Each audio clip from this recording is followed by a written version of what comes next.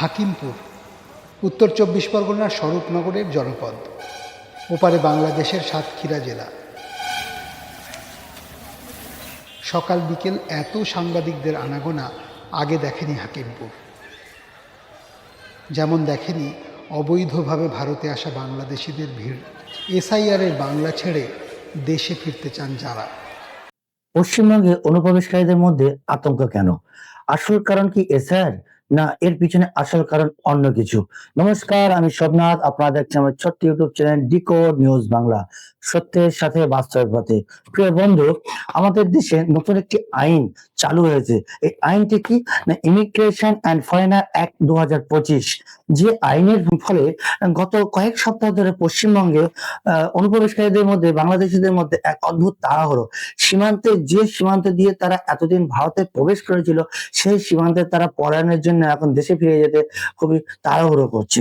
তার কারণটা কি? শুধু এসআইআর নয়, এই যে নতুন একটি আইন, যে আইনটি মার্চ 2025-এ পাশ হয়েছে, সেপ্টেম্বর 2025-এ কার্যকর হয়েছে। এই আইন কিন্তু একটা পরিষ্কার জিনিস যে ভারত কোনো ধর্মশালা নয়। এই বিধানগুলি কিন্তু সহজ এবং কঠিন। এসআইআর ভয় যেমন একদিকে ভোটার লিস্ট থেকে নাম বাদ যাবে, কিন্তু এই যে নতুন আইন ইমিগ্রেশন অ্যান্ড ফরেনার অ্যাক্ট 2025, এতে যদি তারা আটকে যান, তাহলে কিন্তু কোনো রাজনৈতিক নেতা তাদের পাশে দাঁড়াবেন না। এই আইন কার্যকর হওয়ার ফলে যে দালাল নেটওয়ার্ক গুলো চলতো, সেগুলো কিন্তু বর্তমানে গায়েব হয়ে গেছে, তাদেরকে আর খুঁজে পাওয়া যাচ্ছে না। এই বাংলাদেশি অবৈধ ভোটার যারা পলায়ন করছে, তাদের উদ্দেশ্যে মাননীয় শুভেন্দু অধিকারী মহাশয় কি বলছেন, চলুন একবার দেখে নেওয়া যায়। এরা বাংলাদেশি অবৈধ অনুপ্রবেশকারী। বাংলাদেশ থেকে দু ধরনের লোক পশ্চিমবঙ্গে ভারতে এসছে। একটা হিন্দুরা এসছে ধর্ম বাঁচানোর জন্য, কপালে টিকা পরে, মাথায় শিখা রাখে, ধুতি আছে, তুলসী মালা, আচার মালা আছে, মেয়েদের শাখা পলা সিঁদুর আছে। ধর্ম বাঁচানোর জন্য, এগুলো বাঁচানোর জন্য তারা এসেছে জমি ভিটা ছেড়ে। তাদেরকে বলা হয় শরণার্থী। 31/12/2024 পর্যন্ত যারা ধর্মীয় উৎপীড়নের কারণে ভারতে এসছেন, মোদিজি তাদেরকে বলেছেন সুরক্ষিত, কোনো কেস করা যাবে না, গ্রেপ্তার করা যাবে না। আর এই যে লোকরা এসছে, এরা হচ্ছে বাংলাদেশি মুসলিম অনুপ্রবেশকারী এবং কিছুটা অংশ মায়ানমার থেকে বাংলাদেশের কক্সবাজার হয়ে ঢুকেছে রোহিঙ্গা। এদের ভারতবর্ষ নেবে না।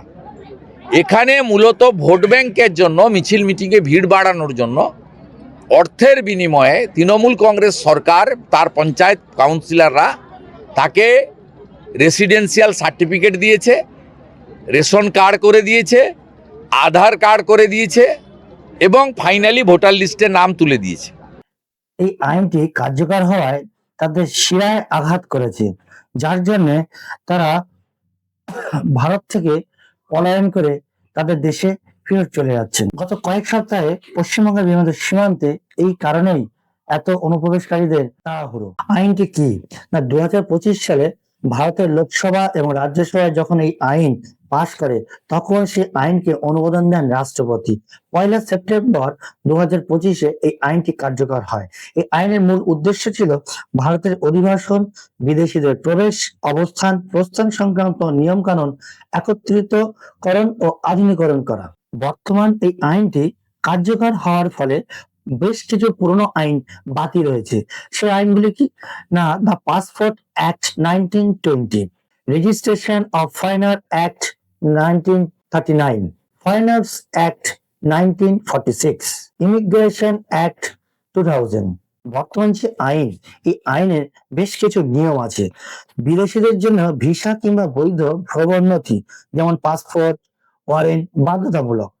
180 দিন বা তার বেশি সময় ধরে যদি ভারতে অবস্থান করে বিদেশি নাগরিক, ডিজিটাল ভাবে তাকে রেজিস্ট্রেশন বা নিবন্ধীকরণ করতে হবে। পরবর্তীতে বলছে কি আইন, জাল পাসপোর্ট, জাল ভিসা, জাল ভ্রমণ নথি ব্যবহার বা সরবরাহ করলে 2 থেকে 7 বছরের কারাদণ্ড এবং 1 থেকে 10 লক্ষ জরিমানা হতে পারে। যদি কেউ মেয়াদ শেষ হওয়ার পরও বা বৈধ ছাড়াই ভারতীয় সীমান্তযুক্ত কোনো নিয়ন্ত্রিত বা সীমাবদ্ধ এলাকাতে প্রবেশ করে বা অবস্থান করে, সেক্ষেত্রে তার 5 বছরের কারাদণ্ড বা 5 লক্ষ টাকা জরিমানা হতে পারে। বিদেশিদের চলাচল, অবস্থান নিয়ন্ত্রণ, প্রয়োজনে সরকার এমন স্থানগুলোর গতিবিধি নিয়ন্ত্রণ বা বন্ধ করার ক্ষমতা পাবে যেখানে বিদেশিরা নিয়মিত যায়। বর্তমান ভারতে আইনটি কেন প্রয়োজন ছিল?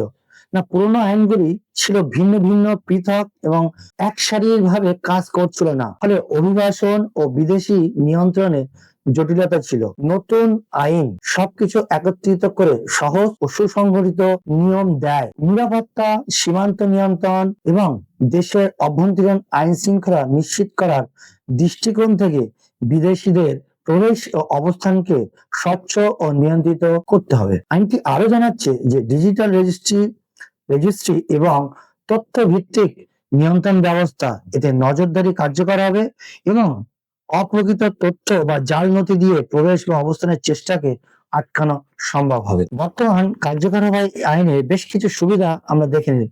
বলছে কি না, পুরনো বিচ্ছিন্ন আইনগুলোকে একক, আধুনিক এবং সহজভাবে একত্রিত করেছে। জাল নথি, অবৈধ অধিবাসন প্রতিরোধ, কার্যকর প্রক্রিয়া ও শাস্তি, রিয়েল টাইম ডিজিটাল রেজিস্ট্রি ও তথ্য নিয়ন্ত্রণ ট্র্যাকিং সহজ হবে। কিন্তু এই আইনের কয়েকটি সমালোচনাও আছে, যেমন এমন নজরদারি ও তথ্য সংগ্রহ ব্যবস্থার ফলে আবেদন রূপে আসা, পড়তে আসা বা চিকিৎসার জন্য আসা বৈধ বিদেশিদের কিছুটা জটিলতার শিকার হতো। এই ইমিগ্রেশন অ্যান্ড ফরেনার অ্যাক্ট 2025 কার্যকর হওয়ার ফলে বাংলাদেশি অনুপ্রবেশকারীদের মধ্যে একটি আতঙ্ক সৃষ্টি হয়েছে, যার কারণেই তারা কিন্তু ভারতবর্ষ থেকে পলায়ন করে বাংলাদেশে ফেরত যাচ্ছে। প্রিয় দর্শক, আজকের ভিডিও এ পর্যন্তই। আমার ভিডিওটি যদি আপনাদের ভালো লেগে থাকে অবশ্যই লাইক করবেন, আর আপনি যদি চ্যানেলে নতুন হয়ে থাকেন অবশ্যই সাবস্ক্রাইব করবেন এবং শেয়ার করবেন। ধন্যবাদ।